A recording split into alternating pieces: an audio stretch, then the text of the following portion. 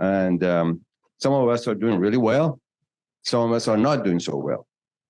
And I think I usually say, okay, talk to the people that are doing really well and see what their secret is. Because obviously, there is a way to do business. And everybody's talking about how slow their business is.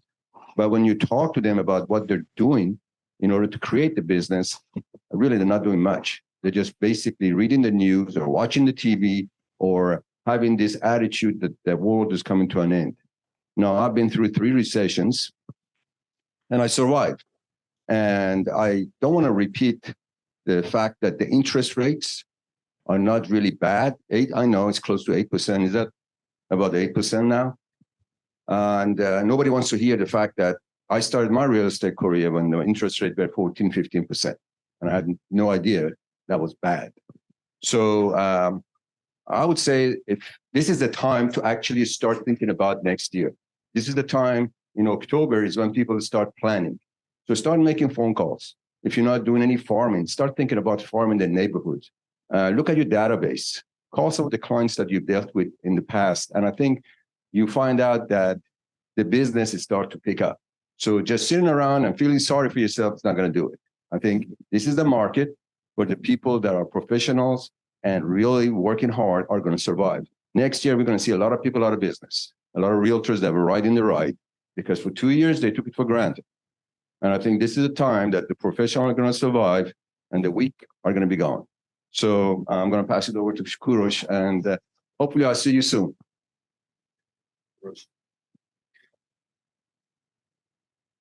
Good morning, everyone. Got a lot of technology here, so I don't need the mic, I guess. James, just give me thumbs up if everything is good. Great.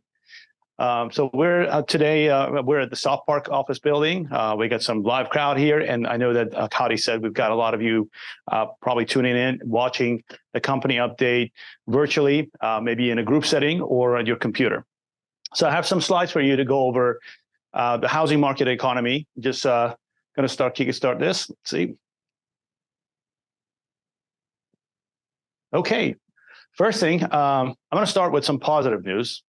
And there is some concerning news out there, but I try to stay away from negativity. But again, let's start with the positive news. What we are hearing is the U.S. economy proves resilient. And these are numbers that we're seeing every day, that despite all the interest rate hikes, we're still seeing growth in the economy. You guys are familiar with the GDP. So look at this chart in 2022, the second quarter of 2022, we were in a negative area as far as growth in GDP. And then that quickly changed towards the end of that year. And you see that first quarter and second quarter of 2023, we had about 2% growth. And we don't know the exact GDP growth for the third quarter. It will be released sometime later this week.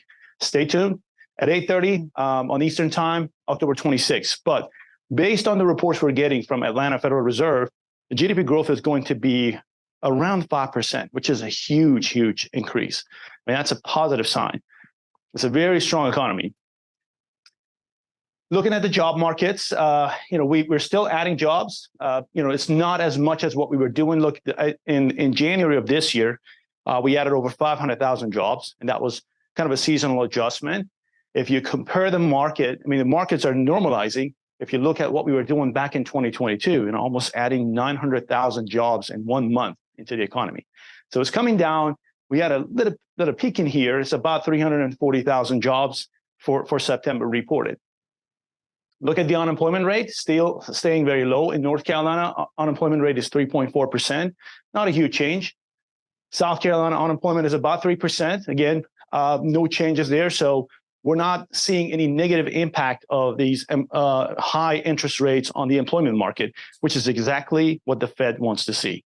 I think this is a good response. Despite all the noise that we hear in the industry about interest rates, obviously is impacting our business negatively. But these are numbers that Fed was hoping for, that there's not going to create a lot of issues on employment, but also controls the inflation.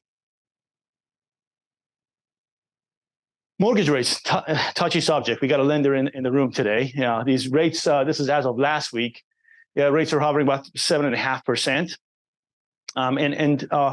Obviously, These rates are much higher where we started earlier this year, but I don't see any on the outlook. I don't see any quick changes for the mortgage rates this year. And it looks like from what we're seeing in the market, this is becoming a new norm for the buyers. We had an increase in the traffic in September as far as buyer traffic. Is not as much as what we had last year, but still it was better than August, which is sending the sign that we're kind of getting to the normalized market. People are starting to believe that these rates are going to stay here. Home sales. This is a forecast. It's adjusted 3.9. This forecast is down about 600,000 homes from the second quarter of this year. When we had our update in June, we showed you guys a number that was closer to 4.5 million by the end of the year. That number has gone down because of the market, because of the increases in the interest rate market. And you see year to date, we're 15% down. But if you compare the home sales, this September compared to last September, overall market is down 23%. So a lot of you are feeling it in your market. A lot of our brokers, as Hadi mentioned, they're concerned about their business. This is something that is going nationwide. 23% down compared to last year. And I've got this line in there to show you when in 2020, the second quarter of 2020, when the business stopped, pretty much half of the country was shut down because of COVID. That adjustment was slightly more than what we have today. So it is definitely the bottom of the industry. I think it's important to pay attention to this chart. So this is where, those numbers are not really promising, but here is what's promising to me. When you look at these numbers, you see that we're averaging about $100,000 less homes. We're selling about 100,000 less homes that we should be selling every month. So what's happening there? I mean, look at the average. It's about 526,000 homes. And so we are down compared to the average about 120,000 homes. These transactions are going to create pent-up demand. So if you are doing 100,000 transactions less than what we should be doing, you can imagine what's going to happen a year from now. We're going to have about 2 million buyers ready to get into the market, because that's what's happening now. Every month, we're pushing out about 100,000 transactions. It's a lot of business. So with some of the numbers I showed you, the employment, looking at the job market that's still strong, looking at the GDP that potentially we're going to end up around 5%. Some people are really worried about the meeting and the signal we're sending to the feds and what their action is going to be, what's on the table for November 1st. Are they going to have another hike? Because everything we're seeing is that the economy is really strong, job market is still strong. But I think, I know everybody's worried about another rate hike. So I'm going to tell you what I see here, and I'm reading from a lot of experts in the business. I think there's a chance that Fed is going to pause again, and because they're looking at other factors. So it's not just the job market. It's not just the inflation. It's not just one metric. They're going to have a bucket of all the data to look at it and see if we're going through the right direction or not. Here's the first one. So look at the inflation. Yeah, the inflation is kind of stable now. It did go up in August, 3.7, but it kind of stayed. So this is a positive sign. It's sending a signal to the Fed that those policies are working, but it's just going to take a longer time.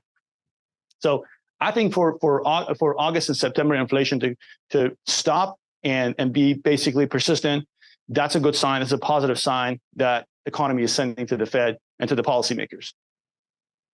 Another important factor is the wage growth. This is probably the most important factor for Fed, because the federal government, they don't want to see the job market crashing. Nobody wants to see that, right? Their goal is to control inflation without putting a lot of pressure on the job market. And the only thing they're concerned about is the wage growth, because if you have 6 to 8% wage growth, it's hard to control the inflation. If people are making more money, if employers constantly throwing more money at their employees to keep them at the job, that is going to create that inflation, add to the inflation in the marketplace. And so now finally you see this graph, and let me show you. This is probably easier to understand and see the trend. But finally, the wage growth is coming down. It's getting closer to the inflation rate. And the wage growth should be about 2.5% to 3% to be ideal. And it's finally trending down. That's another positive sign for the Fed to say, okay, it's working. The policies are working.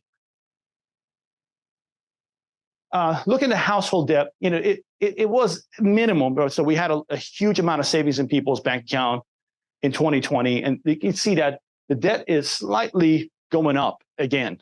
So those are things that it's kind of raising flag for the Fed to make sure that, hey, we're not gonna push this economy to recession. We maybe need to pay attention to what's happening.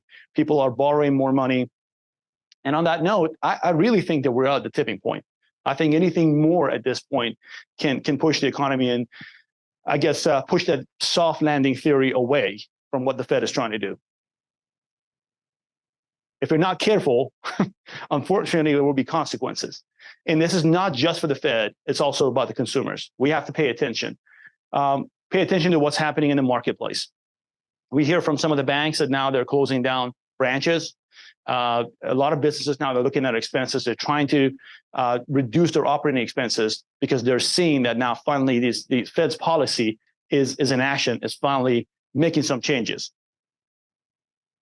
Bank of America CEO warned consumers last week. This was on Wall Street Journal. I don't know if you guys saw that, but he was talking about they're seeing what we're spending, right? They have access to more than 40 million bank accounts in the United States. So they see what we're bringing in. They see what we're spending.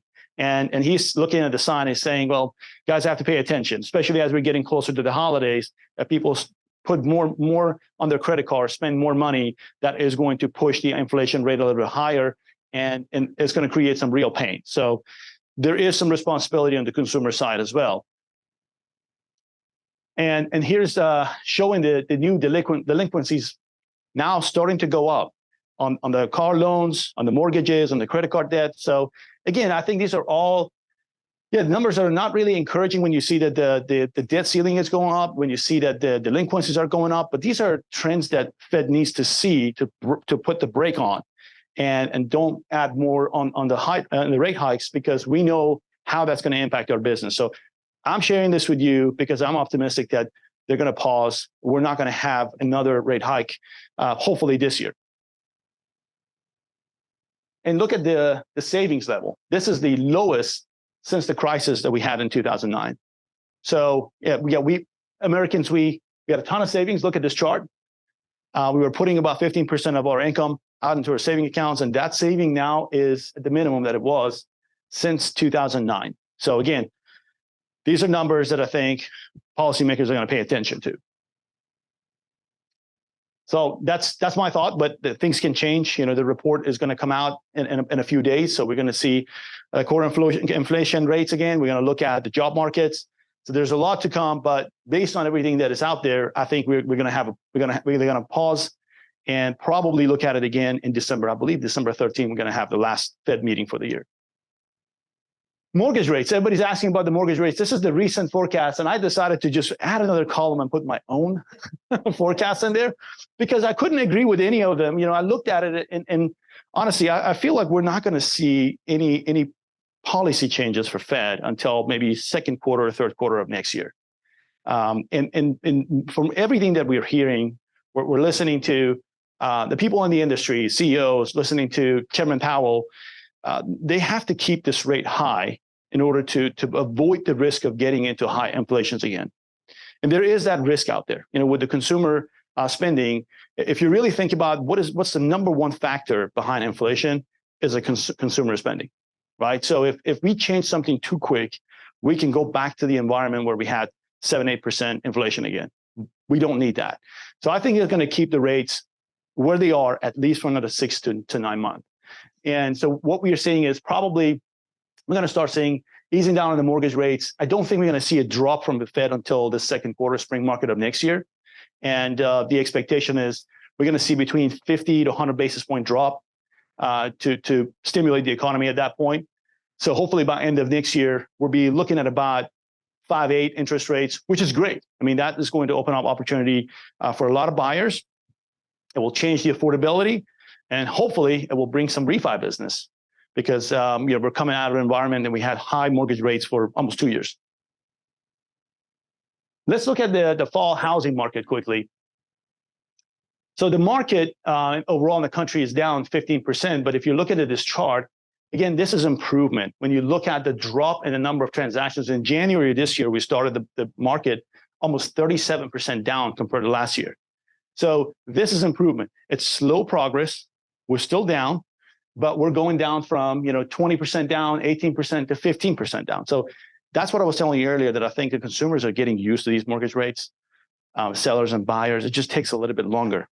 And for a lot of us that are sitting on a 3% mortgage, it's really hard to imagine how we can get used to the 7%, 6%. But there are factors that are going to push people outside of their comfort zone. Transactions happen every day.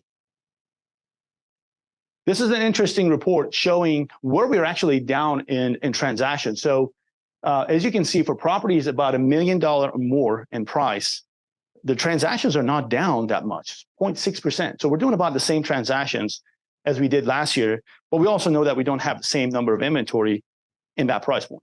So where the bulk of the decline is, I guess, is the transactions on the low end, $100,000 to $250,000 price point, which we know that inventory doesn't exist. That's the problem. That's the issue. So the drop in the transaction, the drop in the number of transactions is not entirely because of the mortgage rate. Is part of it is still the inventory issue. 66% of all consumers believe that it's a good time to sell. So people that are sitting on their homes and they're looking at the market, they believe that it's a good time to sell. But there are other problems, right? So where am I going to go? They believe it's a good time to sell, but they have other concerns. 84% of consumers believe it's a bad time to buy a house, but not because of the prices, it's more because of the interest rates. So when you look at these headlines, this is Fannie Mae, you got to dig in and understand the real data behind it. They did a survey and they asked, let's say 10,000 people, do you think it's a good time to buy a house? And majority of them say no, but it's because they have issues to afford the house they want. It's not because they think the housing market is going to crash. Look at this, 69% of homes sold in September were on the market for less than a month. Still a strong market. Yes, we see that inventory levels are going up. We hear about the buyer traffic slowing down because of the mortgage rates, but that's still a good sign. In a year that we're going to be doing the least number of transactions since 2010. Property valuation, 3 months in a row. For the third month, we see increase in property valuation in this market. It's not as crazy as it was, 8% to 10% back in 2020, but 3% steady property appreciation across the board. And now the median existing home sales is almost $400,000 in the country. And this is, when you think about back in 2006, this price point, the median price point was hovering around $230,000. It's doubled. The home prices in America have gone up over 40% in the past 3 years. Let's take a look at the inventory level quickly. So this is nationwide. The inventory, again, that's the issue with the inventory across the board. 14% down in August compared to last year. And this mortgage rate chart, I've shown you this chart, but I think it's important to pay attention because this is a driver behind all the numbers, all the transactions in our industry. When you think about how many people have mortgage rates that are under 4%, and what does that do to the market? The people that are sitting, you see that probably not sell, those are the people that they have mortgage rates under 3%, right? And then you've got another group, 3 to 4%, not selling, and you got small part of the market that now they're thinking about, yeah, maybe I should entertain the idea of putting the house in the market and sell. But these are people that don't have other forces. They don't have other reasons. And I have a slide to show you. Transactions happens for a variety of reasons. People move because they want to be closer to their friends and family. They move because they want to retire. They want to be in a more desirable neighborhood, or the house is too small for them, or a change in a family situation. So these are still playing huge roles in the transaction in our business every day. Interesting chart. 77% of all the sellers, they don't have children at home. So talking about motivation, if you don't have to change homes for school, if you don't need a bigger house, if your kids are out of the house, you're just going to stay put, right? That's the issue that we see, that a lot of home sellers are not motivated to do anything until the market changed. And the question is, where will I go if I sell my house? The concern is, okay, I know that I'm going to have great equity and the house is going to sell, but what's the next move? Where am I going to move? This shows a percentage of the home sellers that are thinking about renting after they sell their house. And about 10% of them, they think that we should go ahead and rent because there's no way we can find a desirable house. There's not enough inventory in the market. Not so much in the South, but you can see in other markets, it's pushing a lot of people to consider renting. And that's why the rent's still high. Interesting chart, 66%, well, it's an interesting stat, 66% of home buyers are waiting for the lower rates. And these are, I put them on the fence because I really call them, these are fence sitters. The challenge that I see with these buyers, earlier we talked about 100,000 transactions that we're not doing every month. Think about when all those buyers are going to come back when the rates are about 5.8, when the rates are closer to 6%, you're going to have a lot of people jumping off the fence. And then you're going to have that demand in the marketplace again. So the people that are waiting and watching the market, that's what they have to pay attention to. That they're going to enter a very competitive buyer's market. It could be different than what we had in 2020 and 2021, but I can tell you it will be multiple offer situations. They have to pay more than what they're willing. And of course, we're going to go back to a little bit of frenzy, even if it's a short time. Here's a forecast for property valuation. We're going to see that the consistent growth for property valuation is on the horizon. So the homes, unless we're going to start building 2 million new homes every year, there's no way that we can resolve this bottleneck or blockage for the next 3 to 5 years. It's not happening. And look at the average price of the home since 2000. You're not going to find any 5-year era or a decade where there was a drop in home valuation. Consistently, it's going up.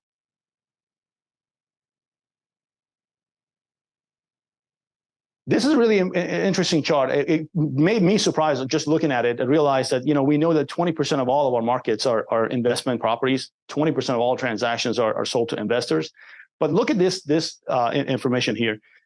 Almost 20% of all the investment properties are sold to mom and pop investors. So these are not your big banks. These are not your big corporations. So why I want to focus on this, because I hear a lot of times from brokers that are concerned about investors dumping all the inventory in the market. What's going to happen if this investor group, they just put all their homes in the market? Well, look, pay attention to this. A big chunk of that is actually small mom and pop owners that decided to make an investment, use their funds in their stock market or a retirement account to buy an extra house. Majority of that is sitting right here. And so what needs to happen, in my opinion, to free up some of that inventory is NAR, our legislators, they got to work together and come up with some kind of tax incentive for people to put some of this inventory in the market without getting a lot of tax to sell these properties. Maybe, hey, the first one is going to be free, right? You pay tax on the second property. But we have to come up with some policies and some strategies to incentivize these investors to put some of the homes in the market to help the inventory. Bringing it back to the local markets, Carolina. This is a quick snapshot of both states, North Carolina and South Carolina. So we're going to start with South Carolina. The market is 14% down. Pretty much is following the same trends nationwide. They were about 15% down in the country. South Carolina is 14% down. The number of sales in North Carolina is 18% down. But you can see the inventory level is very similar. We have the same issue across the Carolina region. The inventory is down, sales are down, and we're a little bit better compared to the rest of the country. Let's take a look at our North Carolina market where we have offices. So we're going to start at closed transactions first. What you see here is a total number of transactions that closed in month of September compared to September of 2022. So what you see here is Charlotte market is 25% down. Huge drop. 25% is one quarter of the whole market when you think about it. And so this is the first time we got to the 25% mark. We've been hovering about 17 to 20% drop, but September was definitely a very slow month for Charlotte market. Asheville market, 27% down in number of transactions. And Hendersonville, almost 20%, 19.3. And Waynesville, the Waynesville and Haywood County, I combine those numbers together, about 23% down. Wilmington, 12% down. So Wilmington is doing slightly better as far as number of transactions, but we had the biggest drop in Asheville and Charlotte market. Let's see. You can go to the next slide. There we go. So this slide is the number of new listings hitting the market. Again, North Carolina market. So looking at Charlotte, it's still down 8%. Asheville, number of new listings are up 3%. That's a change. That's positive. So hopefully we're going to see more transactions in October and November. Hendersonville, listings are down about 2%. Unfortunately, not so much good news for Haywood County. We see that the new listings are down about 30%. And this is actually considered a busy market for them, but they're not having enough inventory, 30% down compared to last year. And Wilmington listings are up 10%. So again, I think we're going to see some positive numbers, better trend for Wilmington and Asheville in the next 2 months, having more homes in the market. Let's move to the South Carolina market. This is closed transactions. Anderson down 14%, Greenville about 10%, Spartanburg 4% down, Myrtle Beach 5% down. Pawleys Island had a huge drop as far as number of transactions. This is Pawleys and Litchfield area, 35% down. And look at Georgetown, 94%. Philip Brady and friends over there in Georgetown, they're probably killing it over there. Smaller markets. So, when you go from 250 transactions to 300 transactions, it can push your numbers. But still very strong month for Georgetown. As far as new listings in South Carolina, we see that Anderson market is positive. Greenville is about 11% down. Spartanburg, a lot more listings in Spartanburg this month. Myrtle Beach is hanging in there, 0.6% down. Pawleys and Litchfield, now they're up in inventory. So hopefully we're going to see some positive numbers as far as closed transactions. And look at Georgetown, 67% up. So definitely inventory in South Carolina coast is increasing. And I want to leave you with some insight from Dr. Yoon of what to expect. This is not about really forecasting where the economy is going to go. This is focusing on the facts that is important for our business to remember. As we talk about high interest rates, as we talk about a lot of the uncertainties, you heard Nick Bailey, CEO of RE/MAX, always talking about people are going to buy and sell homes at all times, no matter what the conditions are. There's situations that people have to do transactions. And I want to leave you with this. Let's see if I can go to the next one. Thank you, Tiffany. So think about what's going to happen in the next 2 years. We're going to have 7 million newborn babies. So we heard Dr. Yoon talking about kitchen babies. How many of them they can actually survive to stay in the kitchen? Eventually, families are going to have to find bigger homes. They're going to need more rooms. So that was going to be a big driver. We're going to have 3 million marriages in the next 2 years, 1.5 million divorces. 7 million people are going to turn 65 or older, and they're going to think about retirement and moving. Unfortunately, 4 million deaths, 4 million net new jobs, and 50 million job switches. These are people that are switching and changing jobs and moving up and taking different positions. These numbers are important for our business. That's what's going to impact our business. Yeah, the interest rate is important, but this is a lot more important than interest rate. People are going to do transaction regardless of the rates because of all these factors that we have in here. So just want to leave you with that. We'll definitely bring you some more updates for our next month a company update. When is that, Tiffany? Just to put that on the calendar for everyone. We're going to try to do that after Thanksgiving. So when we want to make sure there's no conflict with you guys traveling. But if you have any questions, you guys know where to find me. So I'm going to pass it back to Tiffany. That was it for this one. Thank you. Thank you, Karush. That was incredible information. You always provide us with the best information, and want to thank you for that. As we continue on with today's update, I want to introduce you to two people who are integral in our growth as a company. And I want you to know them because I want you to be aware that they are here for you. And we've got an incentive coming up that we want to make you aware of. David Warren, who is right here, I'm going to have him stand up. He is our new recruiter. If you have not met David, please make time to meet him. And then Haley Denhart. You guys all know Haley.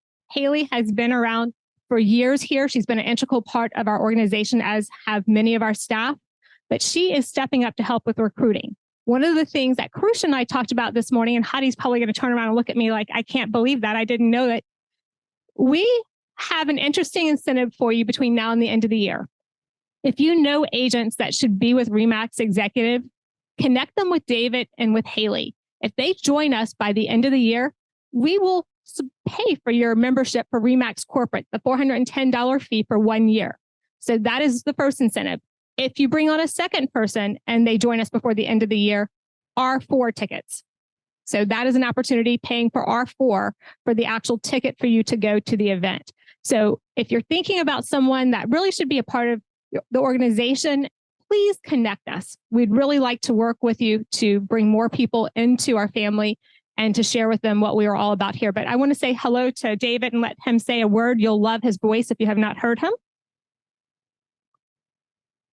Hi. Yeah. Good morning, everyone. I hope you're okay. As Tiffany just mentioned, if there is anyone that you guys feel would be suited for your offices, or that you know of and you're trying to reach out to, or you're just struggling that little part to close out and bring them across, then yeah, certainly Haley is great. She's wonderful. She's probably the more bubblier person out of our little team. I'm pretty serious, pretty straight-faced and focused normally. So, but yeah, no, for sure, reach out. We're here to help you guys and grow the business as much as possible.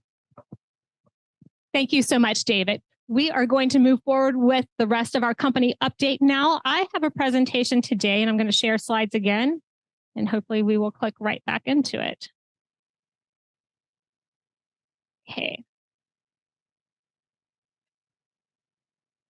So as we get started today, I wanted to talk to you guys about what are we doing? What do we know about our business? How well do you know it between now and the end of the year? We have a lot of events coming up, which I'll share with you. Goal setting is next week on Friday, and we'll have a goal panel as we always do. But what are some of the things that you should be thinking about? If you're a little bit slower right now, you have that extra time to really think about what's going on in your business. So I wanted to leave you with some nuggets. My slides this time probably are not going to be as beautiful as Karusha's, but it's a lot of information that I wanted to get through. And I also wanted to talk to you a little bit, not just about business, but about your personal well-being and what you're doing from a goal setting standpoint and setting your days. And I have a little bit of a challenge or a question for you guys as we move through. So I'm going to ask Haley when I come to my questions to just take notes so I know who's in and who's out. So as we get started, I want to talk about, do you know what your value is? Who's your ideal client? And what do consumers want today? Have you been thinking about that this year? Things have changed over the last year, and the things and the way you present yourself need to change as well. It's the perfect timing to do that. So I'm going to call it the Wayback Machine. What we need to do is, first of all, know your sources. Who have you bought and sold and helped buy and sell in the last 3 to 5 years? Do you have that list handy? Do you know who those people are? Do you know why they bought and sold, when they might want to buy and sell again, what they like, what they don't like? Then the patterns is finding patterns in how people are buying and selling. And then what do your people need to know? What do they need to hear from you? It's not just, do you want to buy and sell again? But what do they need to hear? What kind of content is going to help them jog their mind to know that you're that agent, that's the expert advisor that they need to go to? So the problem with prospecting, the problem with our business in general is 88% of the time, home buyers said they would use the same agent for their next home. 88% of the time. That means we're not doing such a great job when it comes to following up. Look at this number, home buyers who actually use their same agent. We hear it all the time, 12%. That is a shame, because we all should be able to set up communication and systems to keep that track going. I know myself, as I'm in the business, if I see someone that's my past client that just bought or sold with someone else, I am heartbroken. I'm upset with myself, and I'm going back to say, what did I do wrong? Did I follow my process? Did I have a system? What is it that I need to do to move forward? We have thousands of relationships. We've got to figure out how to harness them, how to connect everything. We don't have enough time to touch everyone if we don't have a system and a process. And so as you have a slower period of time right now, and you're thinking about your goals for 2024, there's still over 60 days in 2023. But let's think about what you could be doing right now so that you're not heartbroken next year when someone comes to buy or sells, or their daughter or their granddaughter comes and moves to the area and they don't use you. 7 to 10 years is the typical funnel for people to buy and sell. But you know what? Their friends, their family, their colleagues are buying and selling every day. We need to figure out how to harness that and bring it in. If you've already got that relationship, going deeper there is probably better than going out and looking at other sources. So how do you track? What do you track so that you get better at knowing how well you're doing in the marketplace and how well you're keeping up with your people? Leads generated. This could be your past client. So leads to appointments. How many leads do you need to get appointments? And then how many appointments do you need to get a contract with a client? And then how many do you get to closing? What does that look like? I have several different systems I use. I've been using something called CTE for years. And one of them is this over here, where I am looking at how I'm compared to my goal and tracking a lot. I'm looking at all my clients and how I got them from a source standpoint. I'm looking at what my pipeline looks like. And I can do this for any agent that I'm working with. You don't have to use this system, but use a system that works for you. Some of us can do it on a spreadsheet, some of it on a napkin. Whatever it is, find that tool that makes sense for you. New leads. New leads can be your past clients because you're trying to generate opportunity from your past clients. Homeowners with equity. A lot of us have tools from Remind to Realist within our MLSs that is free to go and mine this information.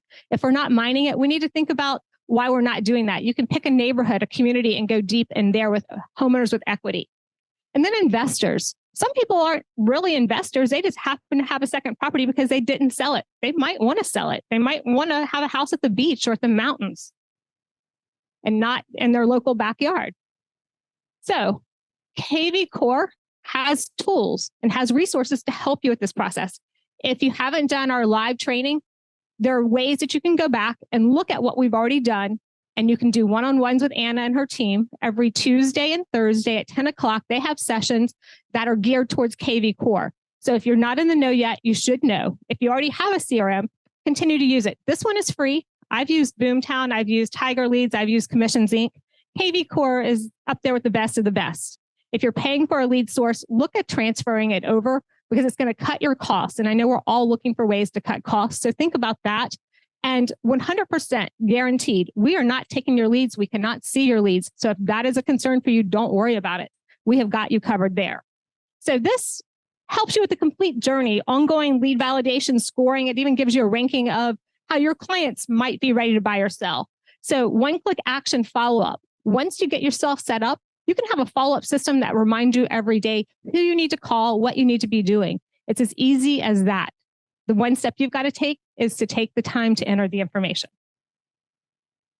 Activity streams. As I said, this new leads or current leads, you can tag things however you would like so that you can review your dashboard and make sure that you've got your process dialed in.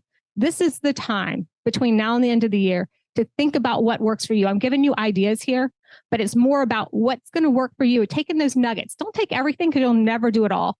Take 1, 2, 3 things every quarter, get those accomplished, and then add to it. Build on what you're doing. So now what? You've got your clients all set up. You've got people in your database and your CRM. What are you going to do now? Your contact should be driven based on the patterns that you found, who your people are. You don't need to be the jack of all trades. And you need to start thinking content. What do they need to know? What do they want to hear? What's going to drive people? And full disclosure, I don't come up with all of this. I go to a ton of conferences. I go to a ton of lectures and a ton of people talking. If you went to see Mara Neal 2 weeks ago, free from Remax here in Charlotte, or in, I believe she was in Myrtle Beach and Greenville. She's going to be in Raleigh soon. She gave an incredible content. And so I pulled a few pieces from that, but I still probably have 10 more things I could do just to tell you what she shared in those few hours with us. So if you're not taking advantage of free content, please do. I'm going to share some more free content with you down the road. So connecting with clients.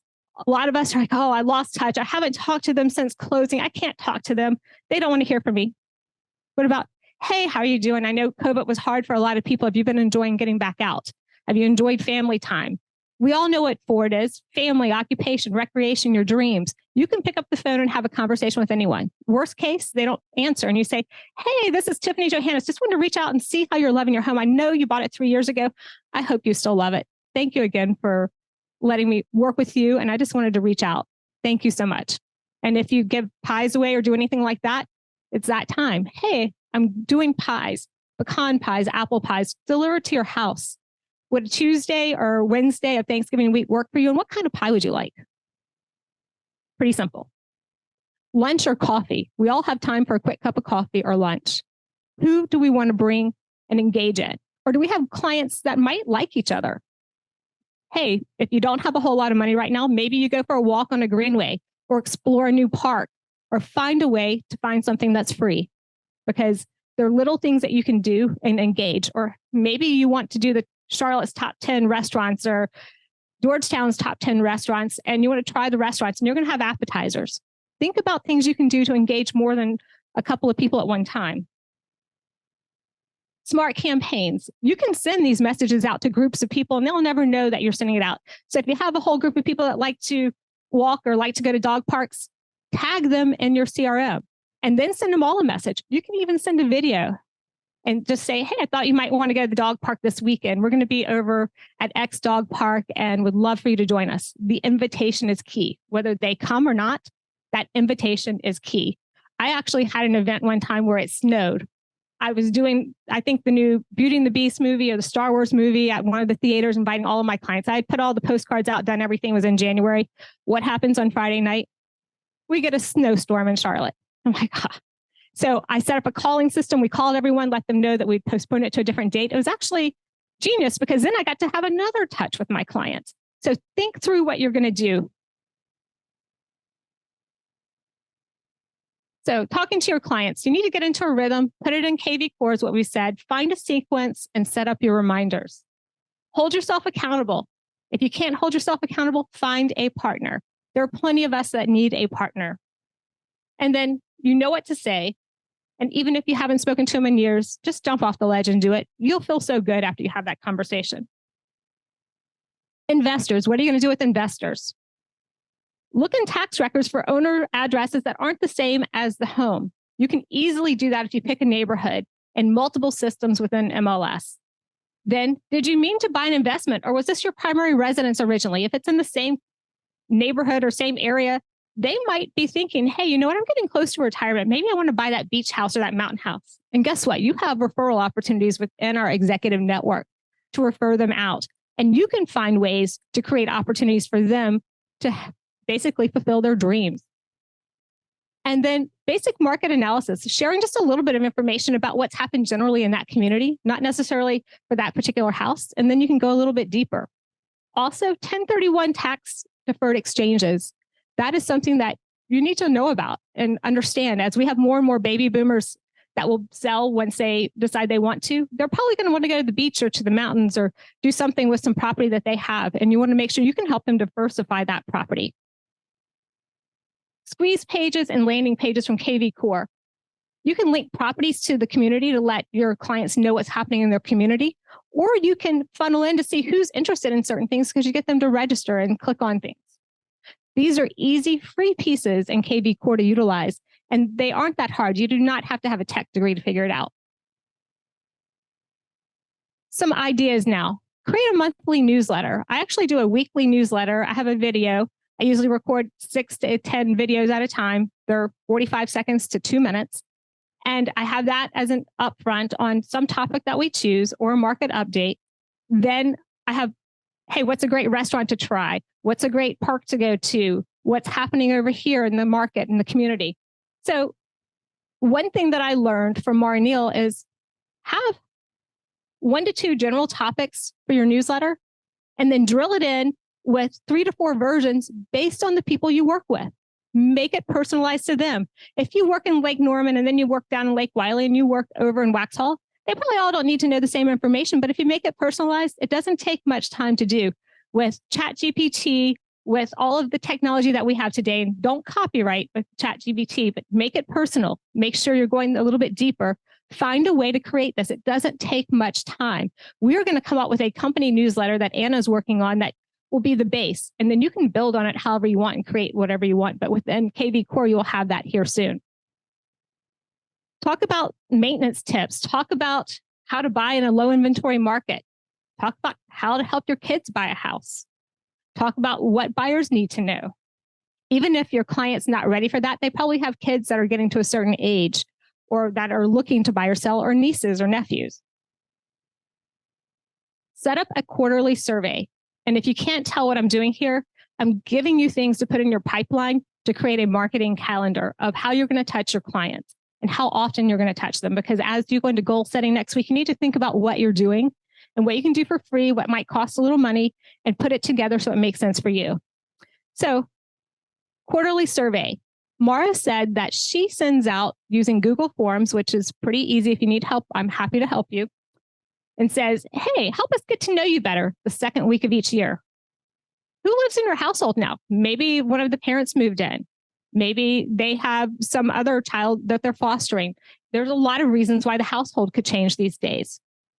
When are your birthdays? And by the way, what are your pets' names and how many pets do you have? And what are they, dogs, cats, fish? What are they?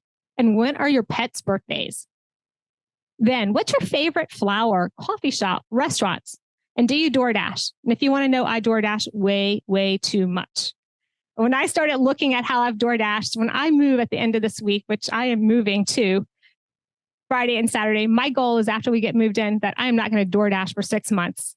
You need to come and see if I actually do that, since we probably DoorDash 4 or 5 times a week right now. But these are things that you want to know, because if you're going to send something to a client or you're going to share something with them, what if you sent them their favorite flower? Or what if you sent them a gift card to their favorite restaurant or their coffee shop? Or you just wished them a happy birthday and had it set up on a routine in kvCORE that it automatically did that. Or you were using send out cards or some other platform to put it in the mailbox so they actually open it up. Or you sent some dog biscuits to their dog for the dog's birthday.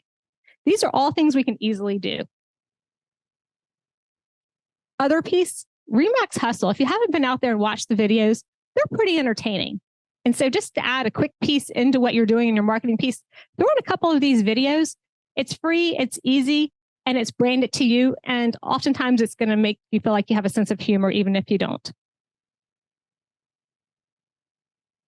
So another survey that you can do. What are your burning real estate questions? Now, Mara said that she did this and you wouldn't believe the number of questions she got. And then you can answer them in your videos that you're sending back out on the newsletter.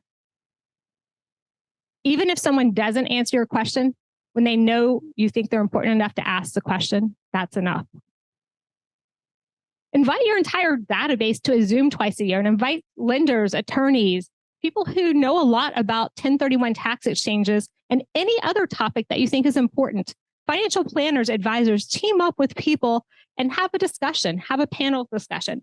You could do this more often. We have several agents that are at the top of their game right now that do it weekly, and they invite other agents from around the country, invite other agents from the mountains or the beach or somewhere that you're not. This is just a quick review of, so Remax has a ton of videos that you can constantly watch that are anywhere from 2 to 3 minutes to an hour that are going to help you hone in your skills. Google Sheets I use for smear marketing, and you can see my goal's 60 touches a year for my clients. And these are the things I'm doing: videos, newsletters, market snapshots, pumpkin and pie and chocolate giveaway, summer event, fall event. And I'm tracking when I want to do that. What week do I want to do it? 1 through 4. And I start an outline. This is something you could do. Then if you're into social media, you can easily do this in kvCORE. But if you want to kind of just put together an idea of what you want to do, this kind of says, hey, on Mondays, I'm going to do Market Mondays, Tuesday, testimonials, Wednesday, wisdom, throwback Thursday. Start thinking through what you want to do. And then Remax out there does have this piece and it has blank, and you just take a calendar and start listing what you want to do. It's as easy as that. And then just implement one thing. Remax is out there from a brand perspective. Look at all of the impressions and all the places they are in 2023. So you're doing your own marketing and focusing on the brand and who you are and what you're doing. Remax is doing the rest for you. So utilize your brand to the fullest. So smart content and clear goals. Before I get there, I just want to mention one thing, and it is relative to if you have not gone out to Mac Center and updated your picture, your bio, and who you are and what you do, and your accolades, you're doing yourself an injustice because people every day are moving to Charlotte and across the Carolinas. Our 2 states are the best states for relocation. And if another Remax agent is looking for someone, they want to see who you are, what you do, and how you're doing. And if you don't have a picture out there, you don't have a great bio, you're not helping yourself. Networking internally is huge. So smart content and clear goals. What is smart content? We talked about it. As you think through topics, make sure that they are just like your regular goals, specific, measurable, achievable, relevant, and time-bound. Use a framework to set effective content for success. As you do it and you're starting to think about your content, specific content, make sure it's concrete and clear. You don't want it to be vague. Be specific as to what you want to accomplish. That's going to move you towards your goal quicker. Measurable. Make sure your goal is obtainable. We would like to have 1% conversion out of 1,000 people. If you're going to market, figure out what your goal is and make sure you're hitting it. If you're not, you need to think about it after a couple of months and make some tweaks and adjustments. If you're not measuring it, you don't know if you're successful or not. Attainable or achievable. Content must be attractive to get their initial attention and must trigger their brain to take action. Questions are huge. Things that are going to make people click. Think about things that make you click. And then relevant. Again, you've got to make sure that what you're doing is not outlandish, that it's within reason. Stretch yourself, but don't go over the moon because then you're going to be disappointed. Start small. And then making sure it's time bound. Put a time frame on it. When are you going to measure it? When are you going to look at it? When are you going to reevaluate? Goal setting workshop, November 3rd, 2 to 3:30. This is a link that you probably already have gotten in your email. If you haven't, look for it on Agent Portal, look for it in your email and your text soon. And then this is just kind of an every single day. As you're starting to think about goals, think about things you could be doing. Whether it's waking up at 5 a.m. or 6 a.m. or whatever time, do it. Write down your thoughts before bed so that you have that time to process. 30 minutes on a high income skill. Think about what you want to do next year and what skill do you need to get better at? And take that 30 minutes and time block it. 1 hour of exercising. That's my other goal. I did Strides for Shelter this past weekend, our Housing Foundation nonprofit race. 5 years ago, I won my age group. What did I do this year? Doubled my time and walked. I'm going to be back out there running, and you need to think about what makes you happy and what makes you focused. And more exercise you get, the better you are at day-to-day life. Sleep schedule. Turn off your phones before you go to bed. Don't go to bed looking at your text. 30-minute walk in nature. That is probably one of the most things I enjoy most every week. Read 20 pages of a book. If you even do 10 each night, you get through a book really quickly. I did 75 hard a few years ago, and I think I read 3 books in 75 days. Sit in silence for 10 minutes a day. This is very hard, but it is so rewarding. Core skills. Just get your clear goals, figure out your morning routine, your high income skill, and set your deadlines for yourself. The addiction that no one talks about. Be wary of scrolling, eating, drinking, more scrolling, Netflixing, messaging, TV, binge watching, and even more scrolling. Think about how long you go into Facebook or Instagram and how deep you go. You thought you were going to be there for 2 minutes, 15 minutes later, you're like, what am I watching? What am I doing? Think about how you're using your time. So this is something that I've done insane productivity with Darren Hardy years ago. And this one always makes me laugh. I mean, one of the questions here is, do you sometimes bring your smartphone, tablet, or laptop with you to sit on the toilet? This is a questionnaire to figure out how you do. Are you clean as a whistle, a social drinker, a coffee fiend, a chain smoker, a pothead, a crackhead, or perma-fried? Doing this little checklist will tell you a lot about yourself. There are all kinds of crazy questions. Finally, diligent follow-up and follow-through will set you apart from the crowd and communicate excellence. John Maxwell. With that said, you've got to focus on what is going to be beneficial to your health and to your business. And if you follow the crowd, and you don't focus and be in the moment and make the difference, you're not going to hit those goals. And so as we're thinking about ending strong in 2023 and what 2024 holds, think about that. So Karush and I talked about this. We didn't quite get it kicked off on October 1st. We talked about hosting a 15-minute motivational morning huddle at either 6 a.m. or 7 a.m. 3 days a week via Zoom. You do not have to turn on your cameras. I don't want to see you laying in bed, but just to check in, how are you doing? A quick motivational comment and saying what you won. So Haley, this is where I wanted to see how many people might have raised their hands. And so if you will take account of anyone who is interested, or if you guys want to text or email me, I'm probably going to kick off next Monday a 6 to 7 a.m. piece. It'll be for 15 minutes and we'll determine the time, but that will be the window because that will get your morning up and going and get you motivated and out for the win. So things that we have seen here recently, who attended the online pieces with Burl Workman and Jared James? Remax does a great job of providing us with content and information to help us in our game. Building and growing a diamond 7-figure team was Burl's session on October 18th. And the pros versus amateurs, what you need to be doing to dominate right now, was Jared James. If you miss those, you need to be paying attention more because these are free events that can help you. Next up, on October 25th, we have another free event, and you can sign up here. It's at 1:30, so that's tomorrow, I believe. Today, sorry, my days are confused. And it's a fellow Remax agent talking about how she's building business in her community by leveraging the brand and doing things that are important for community involvement. So attend this session if you haven't already thought so. And we have free versus paid leads. There are multiple times for this. So October 30th, November 6th, November 13th, and November 20th. All online, easy to use to find resources.